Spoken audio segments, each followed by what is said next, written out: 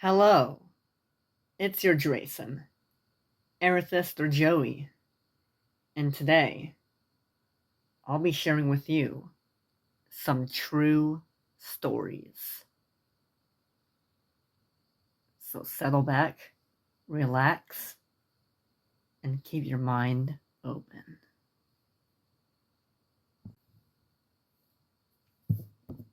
Alright, so for this first one, it's a story about me and my brother, right? We were, so it was getting kind of dark out. We left the house. We were just kind of playing outside, doing our own thing. We were about 6 years old or something like that. This is when we lived in Florida. So we were just outside. Me and my brother were just playing around in the tall grass and all that. It was kind of dusk outside. And Mom was probably gonna call us for dinner in about 30 minutes or something. So we were just playing outside. There were fireflies and all that.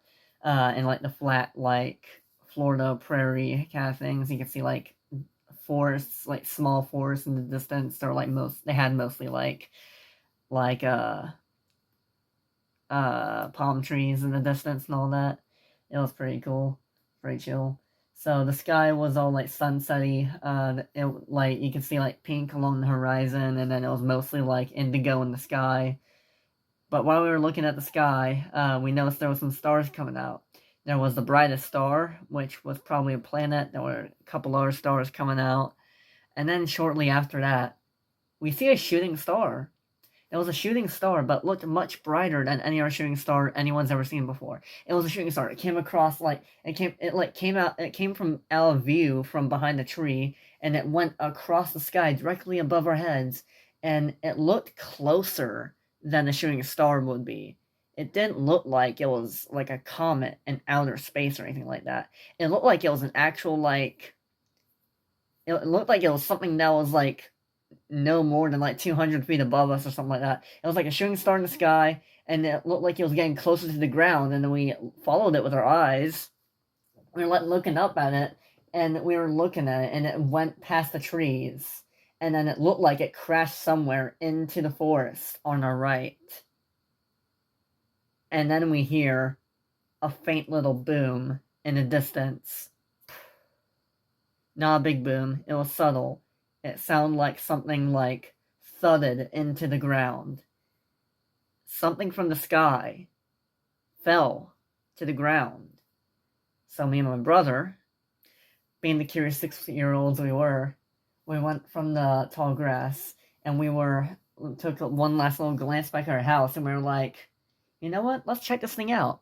So we curiously went through the tall grass, navigating over the occasional little like grassy potholes of like little mud and stuff like that. We stepped over those things, and then we get to the entrance of the forest. We're at the forest edge, and we think it's the right direction because we still have a good idea of where it landed at. It was like we were gonna guess probably like 100 feet into the woods or something like that. So that's when we took a step in.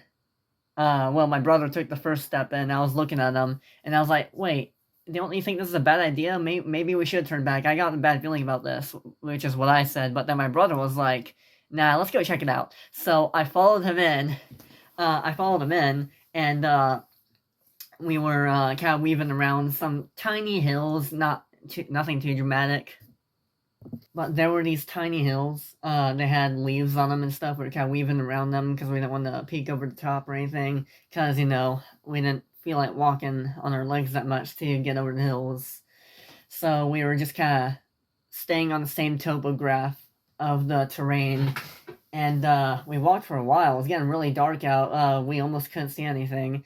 Most of the sky was just like a dark blue now. And it was literally like within the next 10 to 15 minutes it'll be like really dark outside where we can't see anything, so we gotta make this pretty snappy, which is what I suggested. My brother was too curious about the adventure, checking this little thing out, than our safety.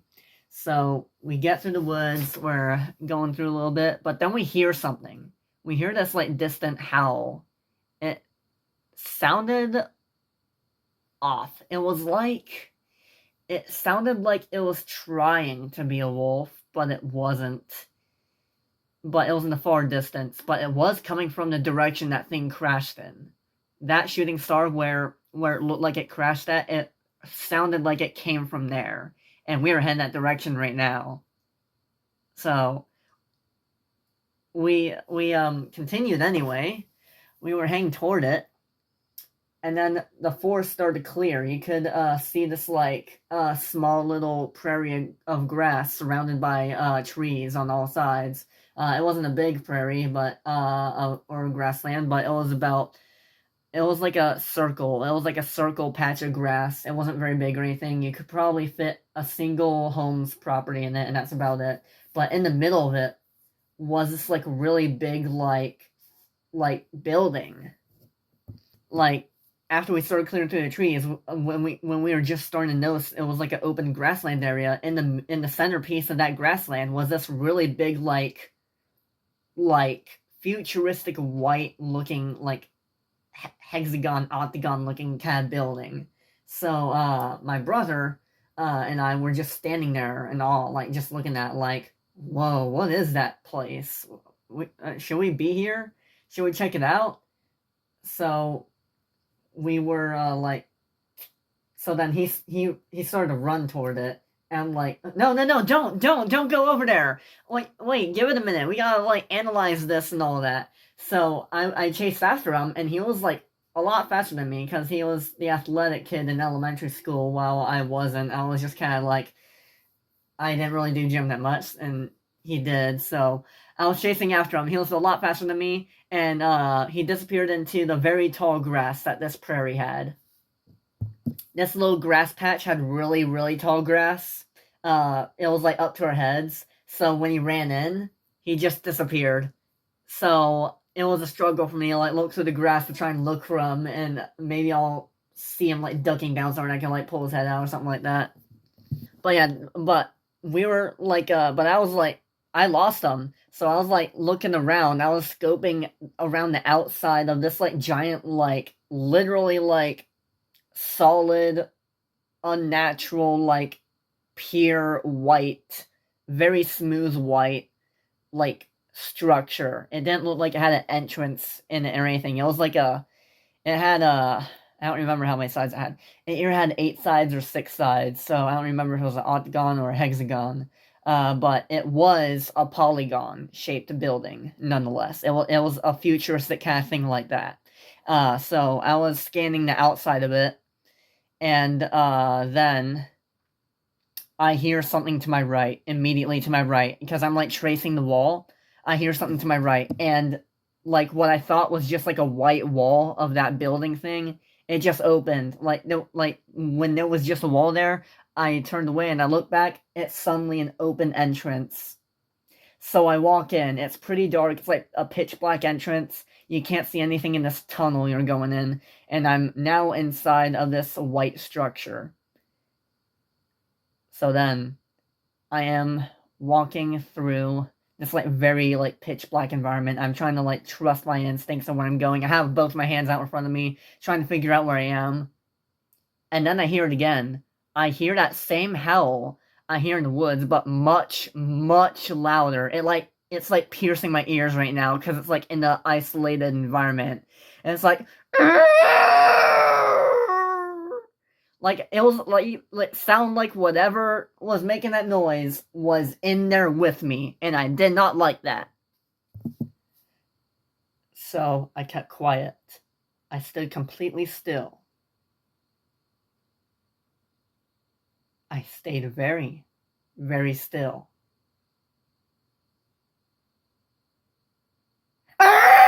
And it kept shouting again. It kept howling. It kept howling, like really rapidly, like on repetitive thing. It just kept howling. And it was like it knew I was in there. It spotted me. And then that's why I see it. I see these pair of like eyes. They were like very hard to distinguish, but I saw a pair of eyes They didn't glow, no nothing like that. They were just eyes. They were just normal eyes, but they weren't human eyes. They were animal eyes. And they were like, and then that's when I started to see the head of what looked like some kind of wolf or something like that, but it was all like messed up. It was like, it's hard to describe. It's like, what are those black dogs called? Scottish Terrier or something like that? They have a very square, rectangular kind of like shape to them. They're kind of small dogs. And it was like all mauled up. It was like the size of a werewolf. It was like looking to the side, but then its head like slowly rotated with this like creepy freaking smile at me. And it just stared at me very creepily in this like very primitive animal way. And then I heard it start to growl.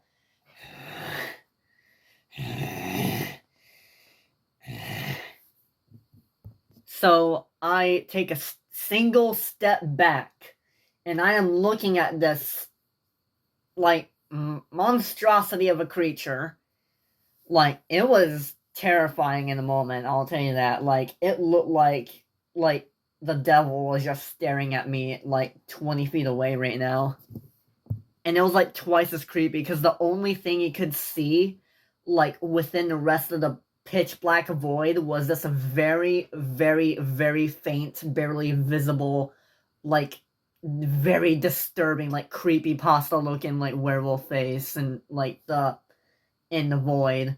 And it was like staring dead at me. It made me feel trapped. I legitimately didn't know what to do. And then it lunged at me, and I was screaming, ah! And then I woke up. I was in my bed. At home? No way. I was in my bed. It was morning. I was so ready to tell him about this like insane nightmare I had. About how he saw a shooting star, then I actually lost him, and I tried to look for him in this like weird UFO like building thing. And at the exact same time, when I screamed and woke up, I heard my brother scream. I heard my brother across the hallway in his own room scream. Like, I got on my bed, I opened my door into the house's hallway, and then I opened my brother's door, which was like right across the hallway. I opened it. My brother was not in his room.